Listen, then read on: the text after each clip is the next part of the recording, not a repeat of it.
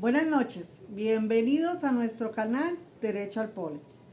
Cada vez es más relevante el papel que desempeñan los contratos a nivel comercial.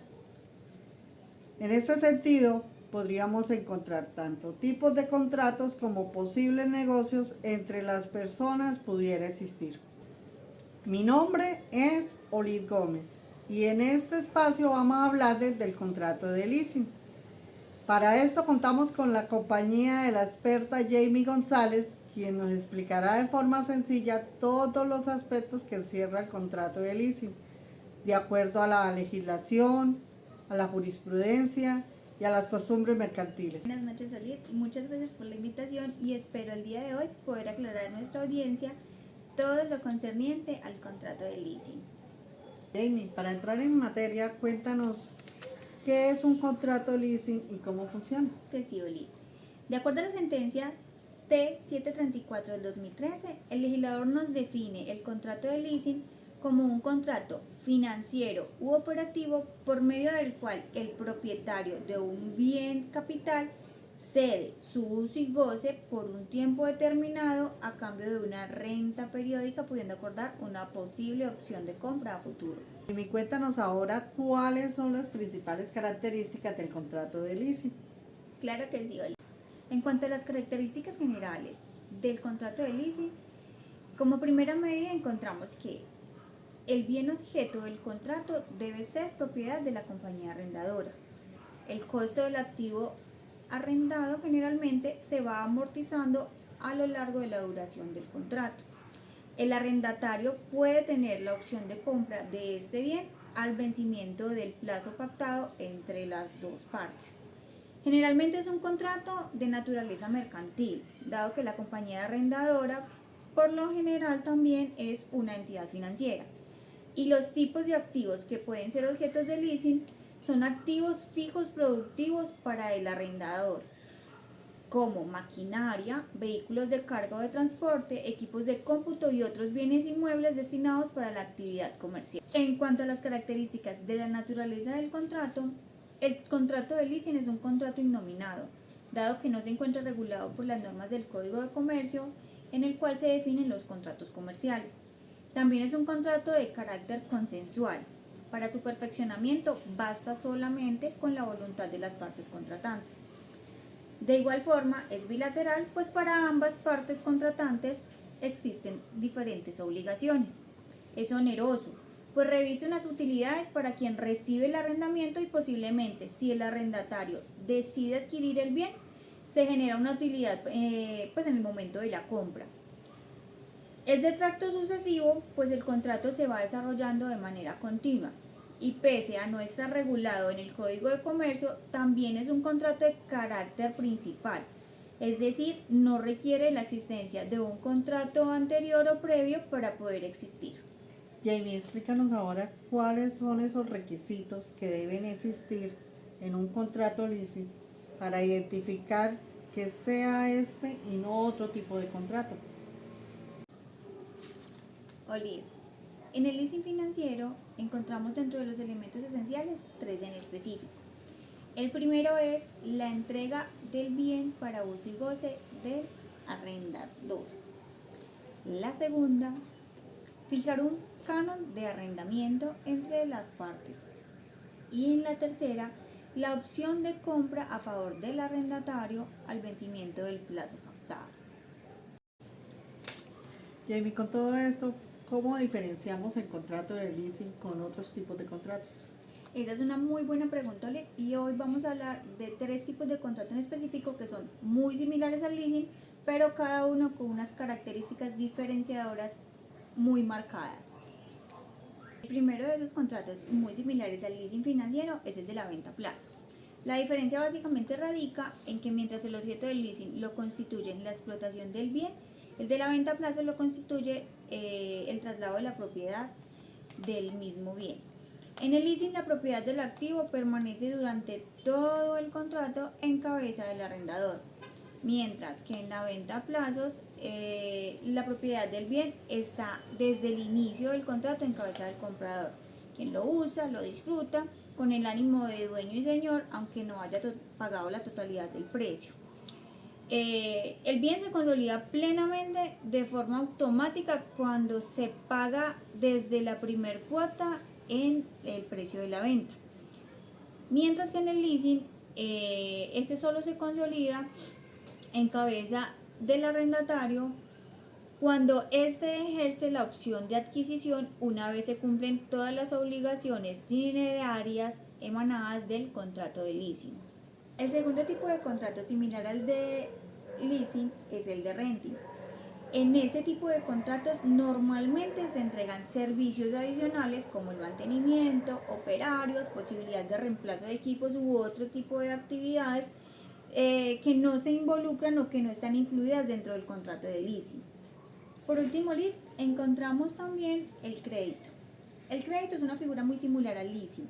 La diferencia principal radica en que mientras en el leasing se intermedian bienes, en el crédito se intermedia dinero.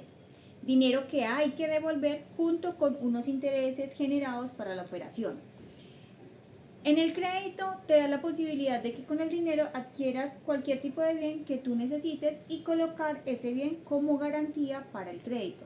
Mientras que en el leasing se requiere la existencia del bien o la propiedad para poder generar el contrato de leasing, de acuerdo a la necesidad que tenga la persona que va a contratar. Al igual que con otros tipos de contratos, ¿el leasing maneja alguna modalidad especial? Claro que sí, Olid.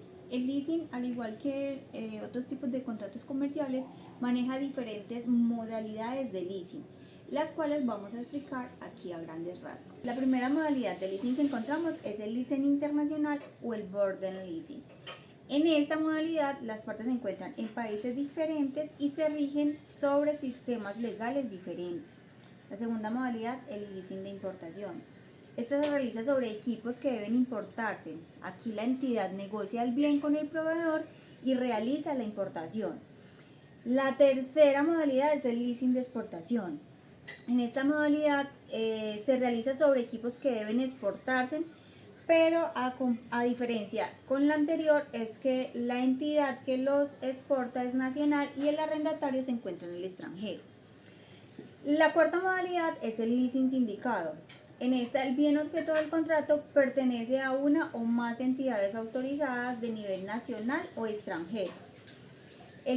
La quinta modalidad es el leasing o subleasing. En esta, la entidad celebra el contrato, mas no es la propietaria del bien, pues este pertenece a otra persona. La sexta modalidad que podemos encontrar de leasing es el leasing back o el retroleasing. En esta, el proveedor o arrendatario son la misma persona. Se utiliza generalmente para poder conseguir capital. Lo que hace la persona es que vende sus activos a la entidad que le va a arrendar el mismo equipo y ellos luego lo toman en leasing. La séptima modalidad de leasing que podemos encontrar es el leasing inmobiliario. Esta se realiza sobre un bien inmueble básicamente. La octava es el leasing habitacional. En esta se puede destinar de dos formas, o para vivienda familiar o para vivienda no familiar. La diferencia radica entre las dos es que específicamente en la de vivienda familiar está destinada única y exclusivamente para el uso y goce de todo el núcleo familiar. La novena modalidad de leasing que podemos encontrar es el de infraestructura.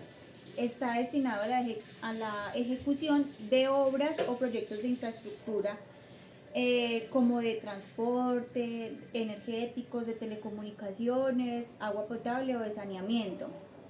La décima modalidad es el leasing apancalado. En esto, los recursos para adquirir los bienes provienen de uno o de más inversionistas.